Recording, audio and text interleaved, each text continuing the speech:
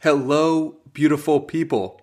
In today's episode, I have the pleasure of speaking to Kevin Lee, who is an entrepreneur and writer whose mission is to encourage more people to become creators. And with a mission like that, it's obvious that me and Kevin would already have a lot to talk about.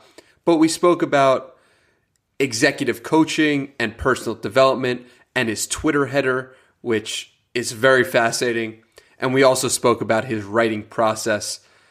Kevin's got such amazing Twitter threads, and that's actually why I reached out to him in the first place. Some of these threads have thousands of likes, and for good reason, because they are incredible, and they will be linked in the show notes at dannymiranda.com/podcast. Highly recommend you check those out. If you enjoyed this episode, it would mean the world to me if you told a friend about it. There's no sponsorships. There's no advertisers for this. I just want more people to hear this story and hear this episode. And if you enjoyed it, share it with a friend. And without further ado, let's get to it. Interesting people, thought-provoking conversations, nutrition for your brain.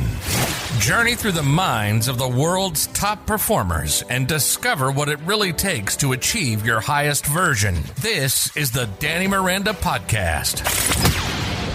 For people who aren't familiar with you, why don't you give them just a little bit of background about yourself? Awesome. So I was born in Northern California. I've been here for most of my life, in San Francisco for the past, I think 9, maybe 10 years now. And I started my career in actually not unlike most folks in the finance industry. I was in a technology investment banking role, just honestly I wasn't learning as much as I thought I would. And so after 8 months, I ended up learning about the tech industry and product management. And at the time, I was living with this guy who was an associate product manager over at Google, and he was a high school friend who just taught me a lot about the industry. So I ended up packing up I just quit, packed up all my stuff, moved to San Francisco, and found a new job as a product manager at this mobile gaming company at the time called Kabam. And they worked very closely with Hollywood. And so that's where I cut a lot of my PM chops, just learning about the tech industry in general. And from there, just to keep it a little bit shorter, I spent a few years in product management. I started a media company teaching people about product management and bootstrapped that business for a long time, and then moved into the venture capital industry. So was very focused on early stage venture capital. In the most recent few years, I was investing in a lot of consumer food and beverage. And in about a year and a few months ago, a co-founder and I decided to start a food CPG. And for those of you who don't know, it's a consumer packaged good. So it's packaged food, packaged food brand. And so we're gearing up for launch in early December.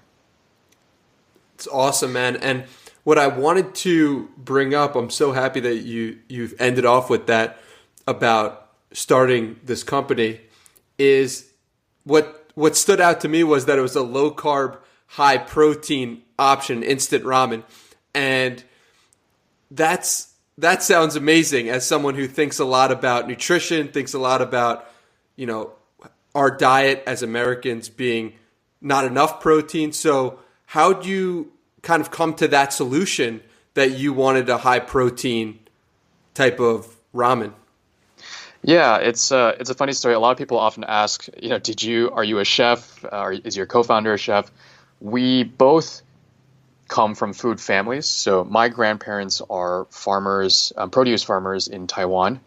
They grow something called a rose apple. And then my co-founder, his grandmother used to sell hawker stand noodles in Thailand.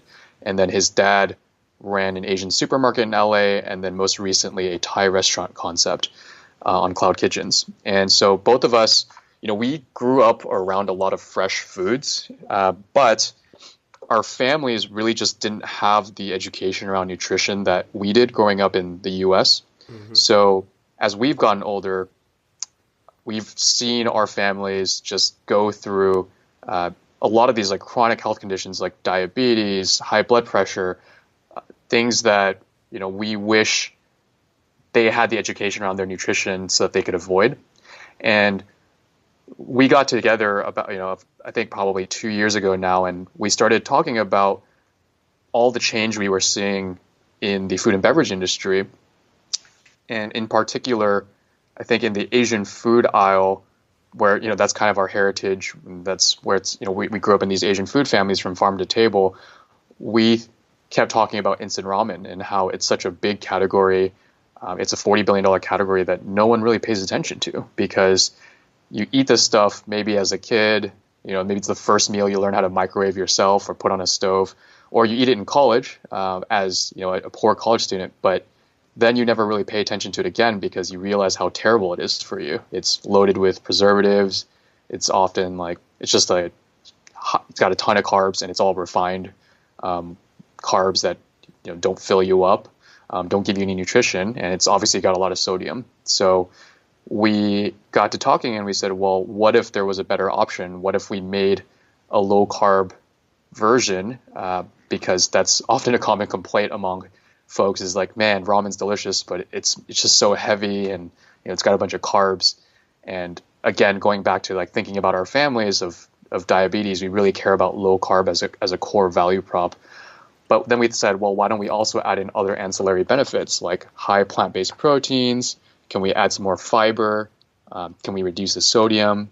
Add other forms of micronutrients? And so that's really where everything kind of converged, and that's been the past year or so.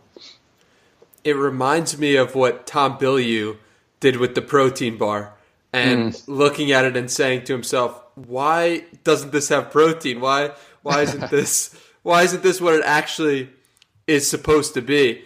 And it sounds like you're doing the same thing for something that's a little closer to your heart, and it's really awesome to see. Kind of switching gears a little bit is, you talked, and this was so fascinating to me, and this is what brought you, this is what made me want to bring you onto the podcast, was you tweeted about executive coaching. And I'd love for you to dive deeper on why you believed you changed your mind about executive coaching and what that did for you. And I'm very curious about that. Yeah, so the first thing I would say is, I think executive coaching, especially here in Silicon Valley, it gets kind of this, there's a lot of hype around it. And naturally, because I think everyone here, we try to be high performers, you have a lot of optimizers. So everyone gravitates towards this idea. But the first thing that I learned, and actually one of my neighbors used to be, and I think he still technically is, an executive coach, but he's also a psychiatrist. He's clinically trained, and he really taught me that before you seek executive coaching, you may want to consider therapy. And I think he gave this analogy, which is I might be butchering, but it's like therapy gets you from -10 to 0, while executive coaching can help you go from 0 to 100. And the problem is that if you don't address some of these deep-rooted issues with therapy, you could go straight into executive coaching, and you could go to 0 to 100 in the wrong direction.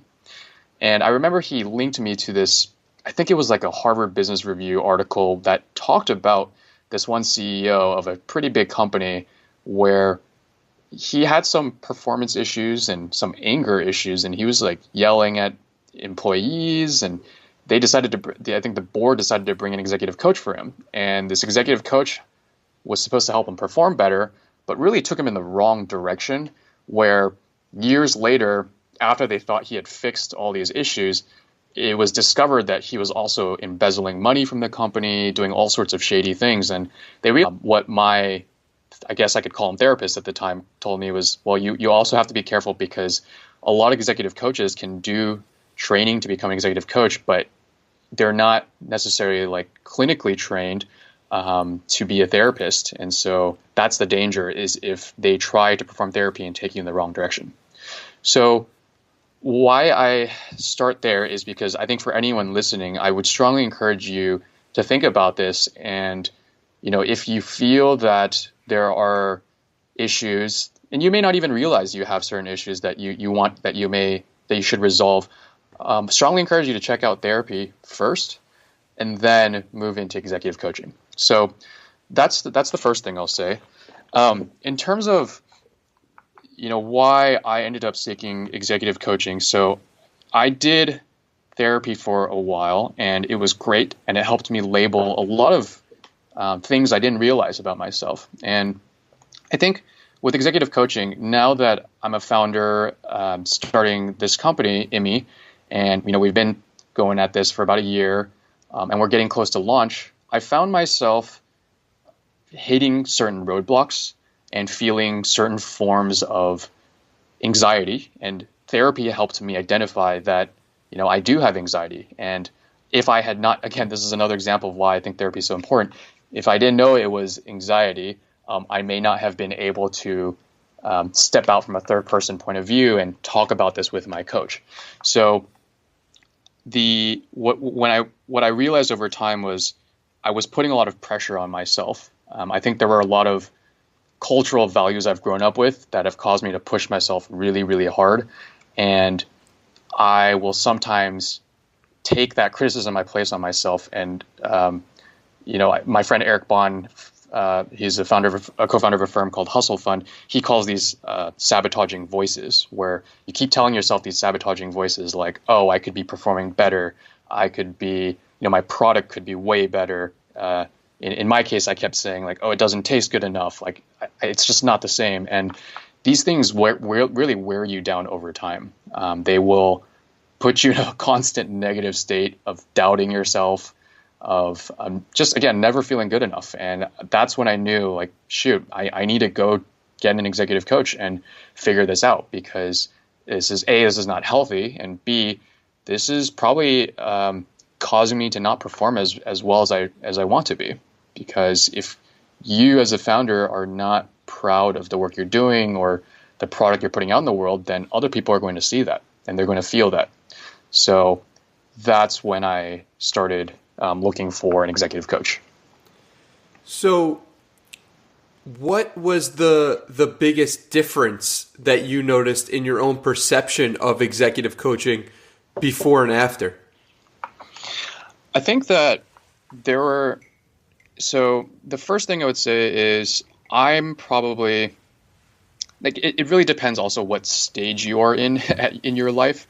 I think that, first off, I believe that anyone can benefit from executive coaching, and I think that everyone should get it, assuming you have the resources to do so. I realize it's perhaps me coming from a very privileged place to be able to make a statement like everyone should get executive coaching.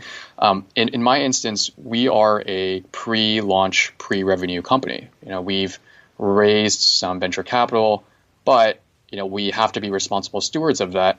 And I think my mindset was, well, executive coaching should be reserved for founders who are much later in their life cycle, who can afford to spend money, even if it's out of your own pocket, right, to be able to spend that on something so expensive. To me, it was a cost. And I think that's probably what most people are thinking. And after I made that tweet storm, most of the people who DM'd me, some of their first questions were, how much does it cost? And so I think the biggest shift that happened is, you go into it, you think of it as a cost. You think of, oh my God, every session is going to be, I don't know, $300 all the way up to $1,000 a session. And you can't help but think of that for an hour. But then you come out of this and you just learn so much about yourself that you realize you've leveled up as an individual. And at the end of it, you're like, oh my God, that was an investment, right? That paid off dividends. I can't even imagine who I am before and looking back at the person I was before coaching. So I think I encourage people to think of this as an investment in yourself. If you're willing to invest in other things like, other assets or even in material goods, right? Like, you want to make yourself look better, you want to make yourself, smarter. Like, these are all investments, and I think this is just one of them. What were some of the things that an executive coach took you through and did with you, because I'm super curious as someone who has never experienced anything like that, but I'm interested in the types of things that they are identifying and trying to help you improve. Yeah, it's a good question. So honestly, when I went into coaching, I told my coach that I didn't know what areas I wanted to improve. And I asked him, well, do you have other clients who come in without a sense of what areas they want to work on, and does that still work? And he said, yeah, that's actually what most of my clients do, is they come in and I ask a set of questions and then we'll figure it out together. So I think you had asked, well, what is he, how does he frame it? What does he do? Generally, it is very open-ended. You have an onboarding form so he can get to know you and get to know some of the things you're thinking about. Before every session, there is a short type form that takes about 10 minutes to fill out. And in the beginning of the sessions, he'll usually start with very simple questions. Things like, how's your week been going? Or how are you feeling right now?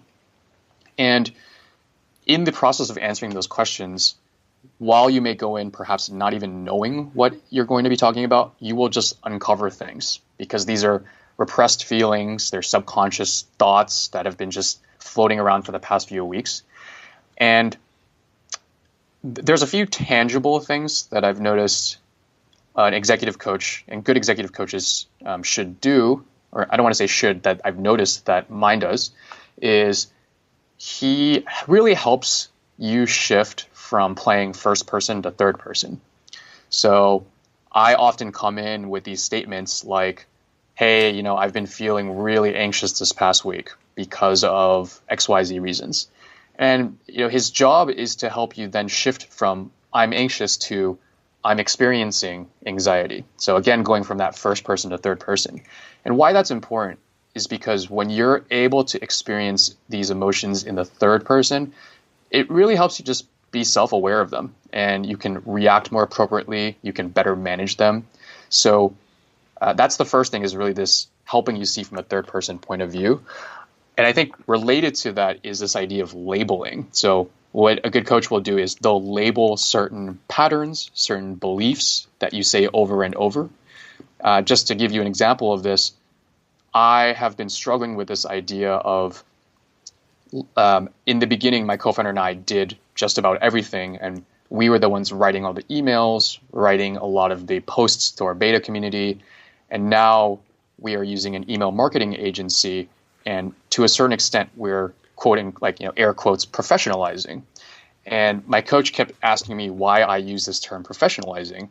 And I said, well, it's probably because, we hired this agency and they know what they're doing and we should trust them. And we should no longer let our voices shine through this, the written words that we're showing to our audience. And he said, well, let me label that for you. When you talk about professionalism in this way, it makes it seem like you're insecure of your own capabilities and you think that you are not professional and that you need this authority to be the professionals. And I think that is a statement that's true, because I think I've placed a lot of emphasis on experience as authority, and I don't think that's necessarily true all the time. So that's an example where he labeled this way of thinking that I can then be aware of, so that going forward, at least I have that in my toolbox. It's really cool. And it's fascinating to see your own opinions and your own perspectives in third person, and to be able to label them and uncover root issues from that. That is something that I don't think many of us spend time on the day-to-day thinking about, but it's so important, and it's like the subtle influences that play on our entire lives. Totally. It's crazy how much these sabotaging voices or these stories you tell yourselves just hold you back from reaching that next level. And I know, I imagine if, you probably know this too, it's just, I'm sure, seeing your own growth and seeing this podcast grow, it's maybe the things you don't expect certain things, and you limit your own, you just limit yourself with these dumb stories that you tell yourself, from either from the way you were raised or things that happened when you were a child. these things that happen throughout life that kind of burn you and creates mental scars.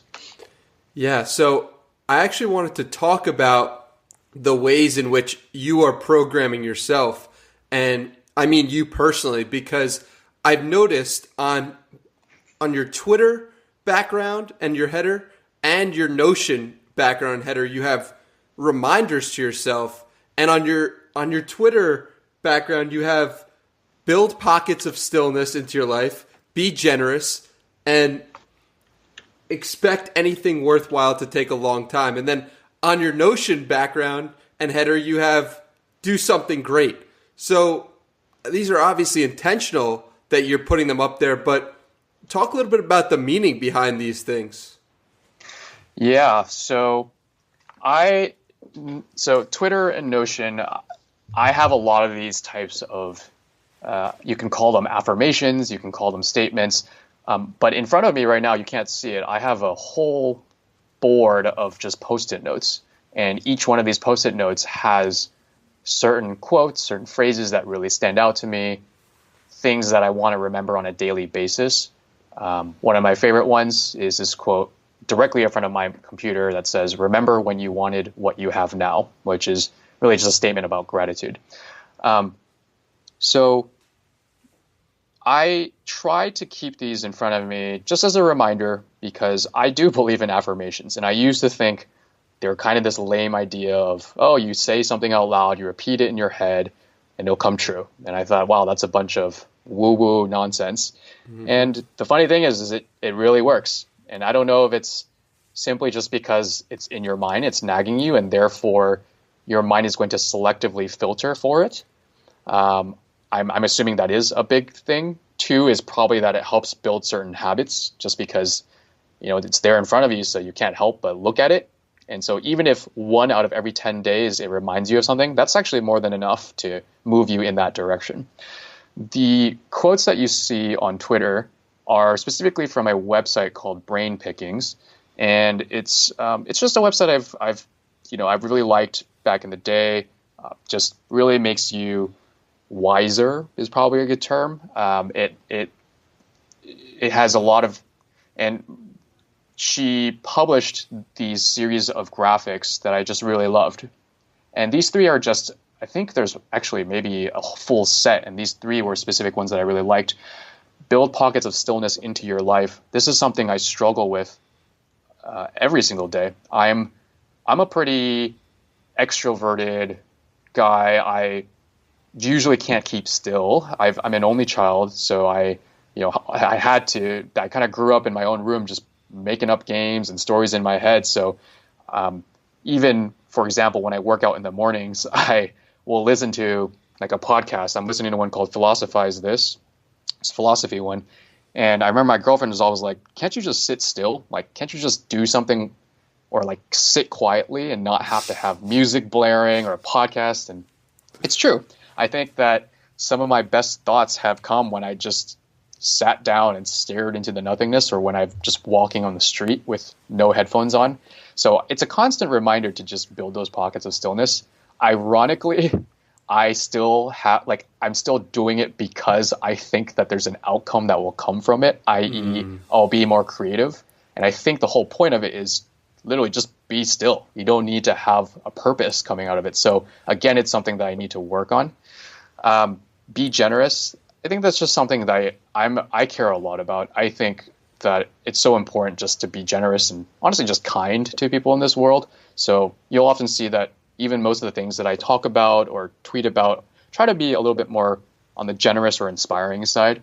And expect anything worthwhile to take a long time. It's also a reminder that I have rushed through life quite a bit just because I'm known to try to break down walls, brute force things. It's just my personality type. But I've learned over the past decade that good things just take time to build, and rushing them and thinking short term often is not the best answer. So I think you had Eric, the Navalmanak author, on this podcast, and I remember reading that book, and I didn't think Naval's all about this, play long-term games. I forgot what the exact quote is, but I very much believe that now. play long-term games with long-term people, I think is the quote. With long-term people, correct. Yeah, and it's so true, and it's a reminder that when we are thinking in the short term, when we're just in it for the short term, we rarely get the results we actually want. So what I'm curious about is, what are the ways in which you have made your time stiller and you've carved out that those times of stillness? Do you have a regular meditation practice? Do you make sure just to take a shower without any thoughts? What are the ways in which you are actively trying to be more still? I have tried meditation in the past. It was really difficult for me, and I think the fact that it was difficult is a testament to the fact that I need it more than ever. And I wish I could give you a better answer for this, but this is something I struggle with daily, because I am, like I mentioned, I when I work out in the mornings, I'm still listening to podcasts generally.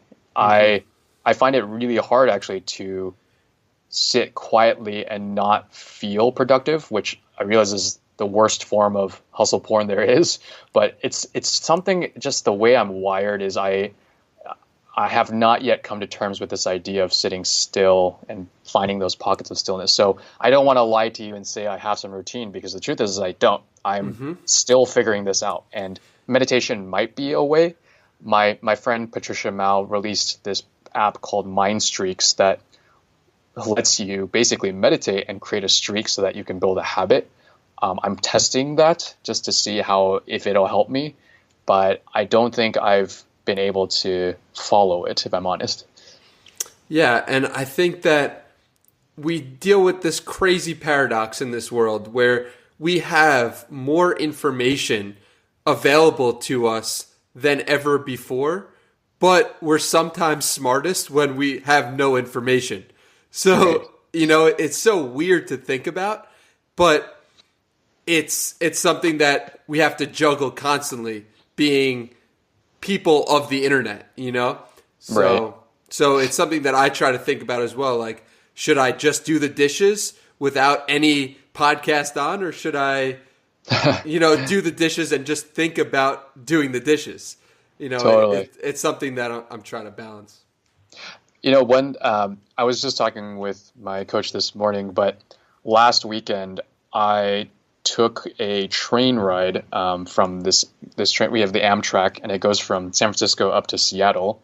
I think it's like a 25-hour ride, and there's not really any internet. So you basically sit and you stare out the window, and they have these little tables so you can sit there, but you're just looking outside, and it's beautiful because the whole world is passing by. And that was probably the most peaceful moments of stillness I've had in a long time. And when I came back, my mind has slowed down so much, where I find myself not multitasking as much and not switching between tabs. And I think everyone talks about this as like, go detox, go do your mindfulness weekends where you just get out and don't use tech. But that was an incredible experience, and I'm a lot calmer than you might normally hear. I'm normally a lot more excitable, but for some reason, I think that train ride just really slowed me down a notch this week.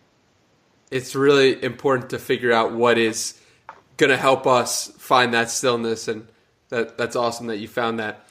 I want to switch gears to something that is really fascinating me about you, and that has been so intriguing, is that, dude, your writing is incredible. Your writing is really incredible. And I have to ask, what's the secret? What's the secret to writing such incredible threads on Twitter?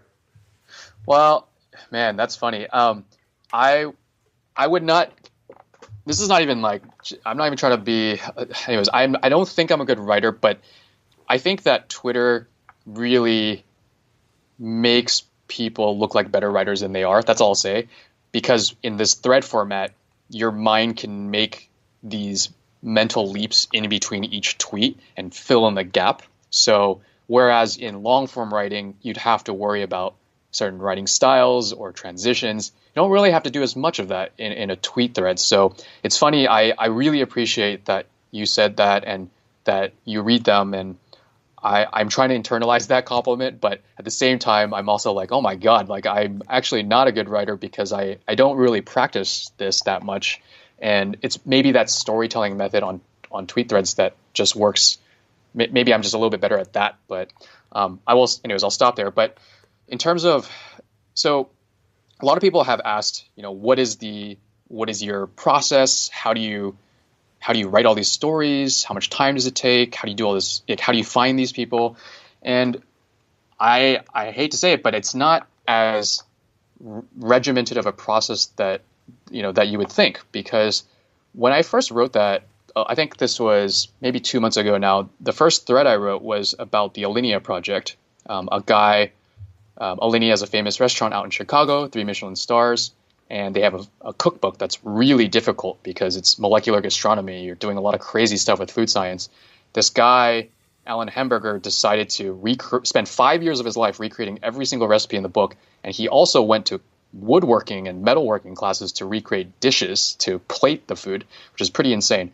But I brought that up because there was no research that went into that. This was a random Thursday night. I think I was reading like a Tim Ferriss interview of like this guy named Nick Kokonis, who is he spent 10 years in derivatives trading, and then he decided to jump into the restaurant industry and start Alinea with, Grant, the chef. And he actually just talked about this guy, Alan Hamburger, in the interview. And I remember going on YouTube, looking this guy up, and just being so fascinated with his story that I just decided to write out this tweet storm about him. And I had no idea that it was going to do this well. I didn't think it was going to go viral, but the secret there is that I went down this curiosity rabbit hole, and I thought it was super fascinating myself. So I thought maybe other people on the internet will find it fascinating. And my whole thing is that 10 years ago, I was sitting in this cubicle in investment banking, and I was kind of just not enjoying anything. And then I decided to make this switch and become a creator and start creating things on the internet, one of them being my previous business. And it just changed my life so much that when I read this story about this guy, Alan, and how he created, he like would recreate these dishes, but then he ended up recreating his own cookbook of the process of him recreating the Alinea cookbook. And then his whole life changed. Like, he was invited to go be the official photographer and videographer for like all of their materials now. And I just thought that was such a cool story because it's so inspirational. It teaches people that you can be a creator too, just like this random guy who was making this, recreating recipes. And so when I shared it, it just went, it obviously went pretty viral on Twitter, but I think the main point there is like, follow my curiosity. I thought it'd be inspiring to other people, and I'm really glad that it took off like that. And from that point on, it was a very similar process. The next thread about Oatly was also because my girlfriend loves Oatly, and I've always been interested in their story, and I kept seeing them everywhere here in San Francisco. So just did a little bit of, watching a YouTube video, reading an article, wrote that, and then same thing. DJ Marshmallow's manager also thought he was a super interesting guy, an underdog really. And these are all just points of personal curiosity. There's nothing more to it. And I have I have a writing process that I'm happy to share, but I'm just going to end there because that's the silver bullet. Yeah. Well, I love what you mentioned about just following your curiosity. I think that's so important. But I would also love for you to go a little further on that writing process. Sure. So have you ever done a Post-it note brainstorming session? I don't know, just curious. No, I haven't, but I saw David Perel do that when he was doing his article. He's doing a daily article every day for 100 days, and he's got 100 Post-it notes on his wall. That's Wow. my only familiarity with it. Awesome. So almost in every industry, we did this a lot in product management, but when you're brainstorming, let's say a new feature, oftentimes you get a group of folks in the room, give everyone Post-it notes. And this is unlike, it's pretty similar to most brainstorming processes. You give some sort of topic, and then everyone silently writes any idea they want on a Post-it note. And you're encouraged to burn through as many Post-it notes as you can. There's no bad ideas, just writing down anything that comes top of mind. And let's say after 10 minutes, everyone puts all their post-it notes on a wall, and you kind of see what's going on here. And then you start to look for themes, recurring themes or connections. And then you bucket all of these into certain themes. You eliminate the post-it notes that are kind of stragglers. And then you're able to form this cohesive narrative that then becomes what the ultimate feature is. I bring that up because I didn't realize this until maybe in hindsight after I had done 5 of those tweet storms, that I think I was just subconsciously taking that process and bringing it into the way that I was writing these stories. And so I try to break it down where in the beginning that finding, your personal curiosity, that's kind of like I'm just going to go write down everything on a post-it note, where I would just kind of latch onto one person or one company. Let's just give an example, like the DJ Marshmallow guy, manager, Mo. And I would just kind of read about his life. I'd be like, here's an article on Billboard. Here's a short YouTube video. Here's a podcast. And those were the individual. And then from there, I would just, anytime I heard anything interesting or read anything interesting, I would just write it down on this Notion page. So it's all these raw thoughts, completely unrelated. Anything that just catches my eye from a personal curiosity standpoint, I'll write it down. So that's my wall of post-it notes, just completely random. And then after I spend maybe an hour doing that, I'll just start to look for themes. It's very simple. So, look, these 2 quotes I found, or this passage here, they all have to do with this guy's childhood. So I'll just write childhood, bold it, and drag all those into that section. And after a certain point, you have probably 20 to 25 different themes. Maybe it's creativity. Maybe it's his early career. Maybe it's the way he thinks about wealth. I don't know. And what you do is you'll actually start to notice patterns, because you'll see these themes and you'll be able to find a compelling narrative from these themes. In the case of this Mo guy, it was, this guy was literally raised in the projects. He had to be creative because he was taking care of his mom and sister. So he had to effectively go out and figure out how to make money in very creative ways. He would buy a motorcycle here, go to a different part of the city where it was priced differently, sell it. And in the music industry, he was just this really creative guy. And so it became this compelling narrative where it's this guy was forced out of this desperate situation to become creative, and he took that creativity, and he basically had no money. So even in the music industry, when he had no money, he had to be creative with these constraints of no capital. His shining moment was when he bought this billboard at Coachella, put a really catchy and clever, relevant slogan at the time, and that's what really helped DJ Marshmallow's career take off. But I found this narrative, put it into a linear storyline, because you obviously have to let the audience follow your train of thought. So it tends to have to be linear, where it's okay, you start with his childhood, then you move on to his career, and then you move on to maybe bits and pieces, stories from his career that are interesting. And then after that, it's just writing it out, adding your own, what I call flair, which is, you can't just rehash a story. You generally want to add in some personal opinions that make it interesting and have some original thought. And then the hardest part is the distillation process, where you just have to cut it down, because granted, at this point, you probably have a ton of material still. And that's also the great part about Twitter, is it forces you to compress to these 280 characters. So more than likely, you're going to be cutting out 90% of the storyline, and it still has to be interesting. And not only do you have to cut out the storyline, at the end of cutting that out, you have to compress it to only 280 characters per tweet. And so by that time, you've really refined all your thinking into just a few sentences.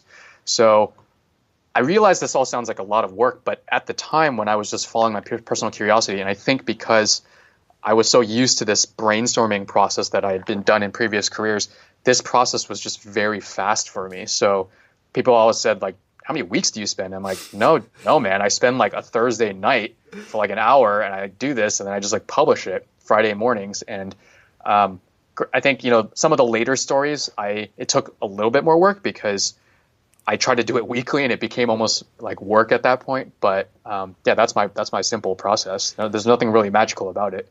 Going back to something that Naval says, he's make your money where what you do seems hard to other people, but seems like fun to you, right? Yeah, totally. That's a good reminder. Yeah, and it's just following that. The only thing that I don't like about your tweet threads is that I can't read them on another website. You know what I'm saying? Man. Like I wish they were posted Yeah. on your website or something, but I know it's a lot of work. I'm actually in the process of trying to do more of that. So I'm starting to kick off a personal website again at kevinleeme.com, where I'm going to start just putting these tweet storms into just one page, or I may just expand on them into longer form pieces of writing. So a lot of people, I think it's funny that you bring up these tweet storms. A lot of people ask, well, why don't you do these as much anymore, these stories? And I think what I realized was I went down these personal curiosity rabbit holes and I really enjoyed them. But one of the issues is when you do all this research, you're reading about someone else's life. And to be a good storyteller, just like being a good actor, you have to almost be that person. I don't know how to explain it. It's you have to get into the mindset of who they are, what their motivations are, why they were doing certain things. And of course, it's all assumptions. You never know if it's the truth. But if you're going to be writing about them, you better damn sure make sure that it's accurate, or as accurate as it can be. And I was kind of losing myself into these characters in a way where I almost couldn't come up with original thoughts anymore. If you look at my Twitter profile pre these tweet storms versus post, I was doing a lot more original tweets, a lot more of like, hey, let me teach you about things that I learned on my own journey. And then it kind of became about these people or these companies, which is great. I think they're very inspirational. But at a certain point, I wanted to get back into the mode of original creation. So part of me now trying to move a little bit back towards long form writing, either via my personal website or via other types of Twitter threads that are just things about, my founder journey. I just want to lean a little bit more in that direction now, just to make sure I don't lose myself in the process. Makes complete sense. And it reminds me of this book that I just read from Matthew McConaughey about him talking about when he's playing a character, he's referring to his character as my man and referring to the idea that he is embodying that character. And it's funny because before this conversation, I had never drawn the similarity between writing about someone and acting. And that is the perfect connection. Because when you do write a biography type piece, you end up having to put yourself in the mind of that person. And it's like why when people write fiction, they have to have the minds of all the different characters they're writing. And that's why the saying is like that fiction writers can go insane because of that. Right? Because it's like if you're thinking in your mind about all those people, you're going to go crazy. I believe that. That's I don't even know how they do it. And science fiction too is insane. They have to think about futuristic things that don't even exist in the world and all these different storylines. It's major props to those writers. Yeah, so let's switch gears again and go a little bit back to coaching and mentoring. But this time I would like you to talk about the time that you mentored a Navy SEAL. When I read this, I was like, whoa, I got to learn some more about this because Navy SEALs are people that I look up to for inspiration and mental toughness and all these, they're the modern day gladiators and heroes of our society. So you mentored one? How did that go? And what did you learn? And tell me more, man. Yeah, I can give you some context there. So one of my friends, he used to spend quite a bit of time with Navy SEALs who were transitioning out of the military into the workforce. And he would go do talks. He would spend time with this community. And when he brought it up to me, I've often, I don't know what my interest in the military is. I think it's, my dad, he was born and raised in Taiwan, which is, they have mandatory military service. And so I think part of that is in the way he raised me a little bit militaristically when I was a child. So I'm sure there's some like subconscious thing there. But I do respect military a lot. I think they have a lot of discipline, a lot of grit, a lot of practices that other industries can really learn from. So when my friend told me he was spending a lot of time with them, I asked, well, is there a way where I can get involved too? And at the time, there was a program that paired people in tech with these Navy SEALs who, again, were transitioning out. And some of them were obviously interested in getting into the tech industry. And so I got paired with an individual. And, I wish I could tell you more about, the actual contents and things, but I think out of respect for his privacy, I don't want to say too much here. But really, it was a year-long process where we did regular calls and kind of just talked about, his experience. He talked about my experience. At the time, I was in venture capital. He was interested in potentially an investing role. And he, I think the most, I wish I could tell you more honestly, but the most I learned from him, and I wrote about this in the tweet storm, is that, whether through Navy SEAL training or through some of these missions, it's your mind is really what carries you to the finish line. And your mind generally gives up much faster than your body does, right? So I think a lot of people have spoken about that 40% rule where, you think you've given up, your body actually has, it's only 40% of the way there. And I think you can probably infer a lot of the other lessons. There's a lot of great folks now who have been a lot more forthcoming with their experiences, like the Jocko Willings of the world, David Goggins type folks who write often. But I would say that mind piece, he really hammered that point home. And it's another reason why I think, again, it's so important to get executive coaching, because everything in life is a mental war, really. And I don't mean to desensitize that term, because I think that can be offensive to people in the military. But what I mean is that you hear of people who go through mental struggles, mental issues. It's a big problem in society today, and you obviously have to take care of your body, but your mind is so important, and it's so easy for that mind to give up, and it's so easy for yourself to have what David Goggins calls that governor that is holding you back, is telling you these stories. So, you just got to take care of it. You have to train it. Doing things like coaching really helps.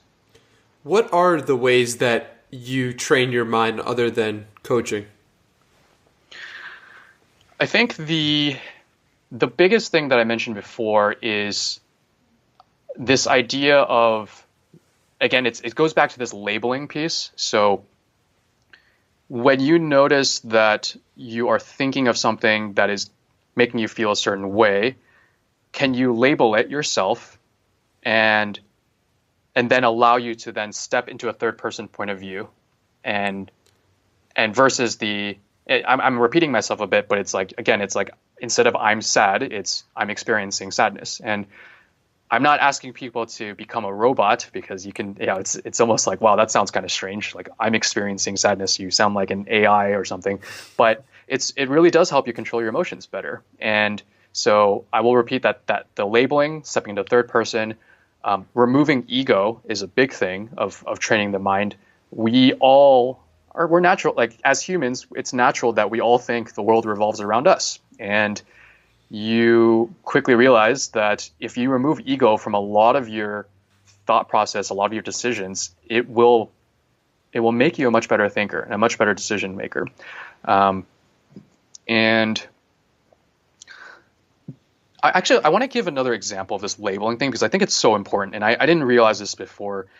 When most people have a certain personality type, you probably have a dominant personality type. Maybe you have a more passive one. For me, I have two sides, which is one is this side that's much more spontaneous. It's very extroverted, makes gut decisions, very empathetic, and very emotional. And then this other side of me is very analytical.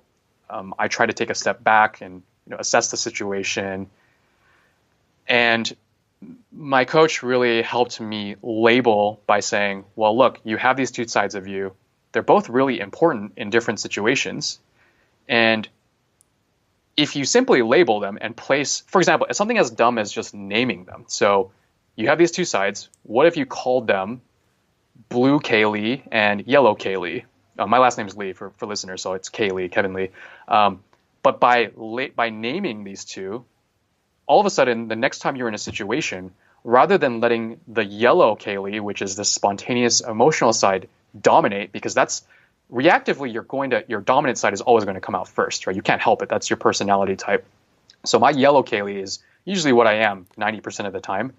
But sometimes that can be terrible in certain situations, especially in decision making, where you should be taking a step back sometimes, maybe even sleeping on it before you make a big decision. And he said, well, now that you've named these two, when you come to a certain situation, instead of letting yellow Kaylee come out, you can think to yourself, hey, what would blue Kaylee do in this situation? And it sounds, again, really strange and woo-woo sounding, but by naming these two sides of me, I've actually found myself making much better decisions. Just being like, wait, hold up, like let me step back. What would blue Kaylee do here? And putting myself in that blue Kaylee mindset before I make a yellow Kaylee decision. So that is definitely one thing that has really trained my mind, has really changed my mind over the past few weeks. I think that we have this tendency to think of ourselves and other people as just one type of person. And, this type of person will react this way. And we even have that for ourselves. Like, I'll do this in this type of situation. But what we fail to realize often is that we're such multifaceted beings. And we are capable of so many different emotions. We're capable of so many different people in one person. Like, yeah, I've experienced this as an interviewer on this podcast. Like, in some moments, I'll be a great interviewer, right? In other moments, I won't be. And it's like, well, I could be both. I could, there could be both to that. And I can choose which one to be in any given moment. Maybe that wasn't the best example, but, right. But the point is that we can be more than we just think of ourselves as one image or one projection. Exactly. Yeah. So talk to me about the ways. So one thing that I'm fascinated by you is on your website, you have something small, which is just, it really stuck out to me because it's one of the most important things that I found for my own sanity, and that is create every day. And I was curious why this is on the bottom of your website and how you embody that. Yeah, no, I'm glad you caught that. That is, it is something. I even have a T-shirt that says "Create Every Day," and I wear it every now and then. I think it comes from a strong personal experience, which is, I mentioned this already, but when 10 years ago or so, when I was sitting in that cubicle and just thinking like, wow, I can't believe I'm here, and it just felt like I didn't have any agency. But really, that's the whole victim versus agency mindset, right? Where as a victim, you think the whole world's out to get you. You think everything's happening to you. And then agency is about taking ownership and just making a difference yourself versus, complaining and whining about it. And why I say create every day is because creation is what gives you that agency. It allows you to realize that if you don't like something about the world, you can change it. You just go create something. Oftentimes we talk to our friends and we talk about a situation and they'll say something like, well, you should do this or you should do this. I hear it often, even with my current company, where I'm talking to a buddy and he's like, oh, have you thought about doing this? You should do this. And it's funny because I used to find myself doing the same thing where I would give these suggestions like, you should. And one day, a friend of mine, this guy named Saul Orwell in Toronto, he said, hey, he stopped me as soon as I said, you should. He said, why don't you just go do it yourself? Why don't you go create the thing that you are telling people that they should do? And I think it's a very powerful statement. It's a powerful mindset, actually, is what it is. And why I tell people to create every day is because it's a mindset. It's this mindset that you have agency in your life. You can create something out of nothing. And my guess is that it's probably going to change your life in ways you would never believe. For me, when I moved into San Francisco and moved into product management, I started creating these things that started as side projects. So the first side project I created was this thing called Product Manager HQ, and it was just a simple blog where I would write about product management and the things I was learning on my day-to-day job as a new product manager in tech. And it slowly grew into this weekly newsletter. It grew into a community. It became the world's first and eventually the largest product management community, all online within Slack. And then, it became a course, and it was so powerful because I met so many people through this. I had so many opportunities open up. It created a lifestyle for me that allowed me to take other risks.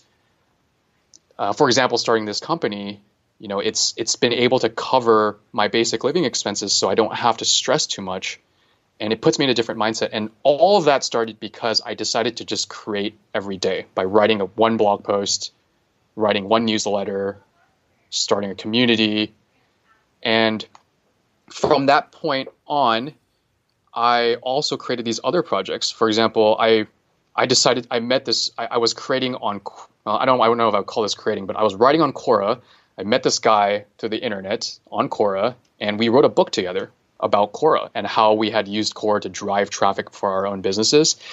And from that book, I met this guy named Wilson. He's like one of my best internet friends. And he actually ended up becoming, for example, like the first angel investor in my current company, like 3 to 4 years later. And he had found me because he had read that book. He bought it from Amazon. He was like, "Oh, you're the guy that wrote this book." And he's one of my mentors. He's like a close advisor. And it's just crazy how many opportunities happen when you take the time to create things. So I would encourage everyone listening to this. It's so obvious, but you really want to move as fast as you can from the consumer to the creator mindset. You don't need to do it for the money. I think that's very short-term minded. Again, play the long-term games. And everything worthwhile takes a long time, because that first business, Product Manager HQ, it took me 6 years to get to where it is today. And it took me, I think, maybe even 2 years before I made a single dollar from it. And it was honestly just an accident. I didn't think I was going to make anything from it. I was just writing and providing value for other people. So creation doesn't mean generating revenue. It could mean just creating valuable things for other people that either help to educate, inspire, or entertain them. And you will find that your life will meaningfully change as a result. So someone hears that, they're jacked up, they're ready to create. What would you suggest they do? What's their first step? I think the first thing is don't overthink. So I have many paths I could take with this answer. When you're just starting out, most people have a tendency to overthink what they want to spend the next 5 years doing. And it's a natural tendency, especially with the deluge of information we have today and all these role models on the internet. It's natural to be like, wow, I need to find the perfect niche and do all this research and then create a blog or create a product, create a community around this. And I think that what ends up happening is you're going to get stuck at some point. You're going to give up, or you may never even start because you spent so much time just looking for the perfect domain name. There's a guy online, Brandon Stanton. He was the founder of Humans of New York, which, for those of you who don't know, it's literally like a photo blog where he took a photo of a random human in New York every single day, actually a couple, and he would hear about their story and then write a short clip about their story. And his whole thing is that he did this, he just was consistently doing one thing every single day. So if you even have an inkling of something you're interested in, maybe it's you have a fascination with how iPhones are made. I don't know, just making something up. Well, then go do one piece of research and write one thing about how an iPhone is made every single day. And Brandon talks about this, which is, we often feel stuck, especially people of our generation who grew up with the internet, because we all dwell on this big picture, right? We all want to accomplish everything. We don't know the right step to take. And that's why we just either burn out or we never start. And instead of focusing on like the life arc, just focus on one step at a time. Because most people just think that if something is not their best work, it's not worth doing. But you look at someone like Brandon, where he just decided, hey, every single day I'm going to go out in the streets, take a photo of someone. It's just something he loved doing every single day. And you will figure out a way to make a living off of it at some point if you love doing it, honestly. So I wouldn't stress too much about that. I love what you said about thinking our generation if you grow up in the internet, you want to be, you see the incredible places that people have gone, and you're thinking like, wow, like Joe Rogan has a billion listens on his podcast. And I talked to a friend the other day about this actually, which was just that, like, just do it 100 times. And this comes from Josh Spectator, I believe his name is, or Josh Spector, on just like start enjoying it and start doing it enough times where if you do it 100 times, then you could decide, okay, I really don't like doing this. And it keeps you focused on, like you said, the process, and focused on just committing to it and not thinking about that result, because Joe Rogan is Joe Rogan because he just committed to the process for 1,500 episodes, right? Like, right. Who else has recorded 1,500 episodes? Like, no one, So right. He's the first one to get there, and he's at that level because of it. And exactly. I think it's such an important point. Now he's interviewing Kanye and doing all this crazy stuff, but yeah. Yeah, and get started. And the Humans of New York, Brandon Stanton is his name? Yeah. He took a photo of Obama for his blog. Like, exactly. It's crazy. Like, it's crazy. All this just because he committed to the process and really enjoyed taking photos and enjoyed that, and look where he is. It's incredible, man. So yeah. Before we wrap this baby up, why don't you drop one piece of wisdom for the listeners of this podcast? And you've already dropped so much wisdom, and I've learned so much in this already, but if you have one more nugget of wisdom, I would love to hear it. Oh, man. My wisdom is all in the form of these little quotes that are just in the top of my wall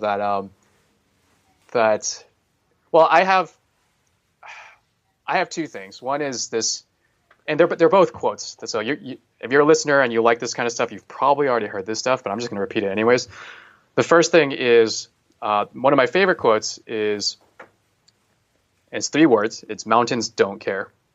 And why it's funny is because, actually, I need to look it up. I don't recall exactly what mountains it comes from. I think it could be the Rocky Mountains. I don't quite recall now. There is a sign in front of these mountains. And I actually tweeted about this a long time ago. So I think it is the Rocky Mountains, that basically for any hiker who's about to traverse up the Rocky Mountains, it straight up says mountains don't care. Like, if you are up on the mountain, you're not prepared, you don't have the necessary equipment, the mountains don't really give a shit about you. Like, you're going to die up there. There's going to be a thunderstorm, it's going to rain, whatever it is, the mountains don't care about you. And I don't know, there's something about this quote that I've always thought was super fascinating, because it's kind of like, maybe it's this idea of self-reliance, or like, hey, I think it goes back to that agency thing where it's, you have agency, don't play victim, because if you play a victim, the mountains don't care about you, right? You can't say like, oh man, the mountains just gave me such bad luck today, it's raining this whole time. Like, it's like, no, you should have been prepared yourself, and you have agency over your life, so you can kind of dictate your path in life. That's the first thing. And the second one I actually mentioned earlier in this podcast, which is, remember when you wanted what you have now. And I think it's so important, because especially like folks like us where, and actually I don't want to say you, but I care a lot about, like productivity and peak performance, optimization. And sometimes that mindset, it gets you really far because you're always pushing yourself. But sometimes you get trapped in this endless loop where you're never quite satisfied, because you always think like there's more. And I think it's okay to have ambition, but sometimes you just got to stop and you just got to think, man, like, remember when you wanted what you have now. I'm so grateful for what I have now. And if I looked back a year, I'd be super happy with where I am. Because if I told myself I would be here 10 years ago, I'd be like, damn, that's awesome. Like Kevin has started a company. He's always wanted to do that. He raised some money for it, and he's doing a good thing. It's very socially aligned with what he cares about. But I think we forget that sometimes, because even now I'll sit at my desk and I'll be like, man, I could be so much further than where I am now. And I'll just kind of punish myself when I really shouldn't be. So yeah, for all you guys listening, obviously create every day. Mountains don't care. And just remember when you wanted what you have now. Beautiful, beautiful quotes, beautiful sentiment. Kevin, where can people find you if they want more Kevin Lee in their life? You can probably find me on Twitter, Kevin Lee Me, and I'm usually pretty responsive to DMs there. But yeah, thanks so much, Danny, for having me on this. This is awesome. Awesome. Well, that will be in the show notes and also linked to your website and some of the tweet threads we talked about. Thank you so much for joining me, Kevin. It was such a pleasure, and hopefully we'll have you again on soon. Awesome. Thanks so much, man. That was my conversation with Kevin Lee. If you made it this far, first of all, thank you for listening.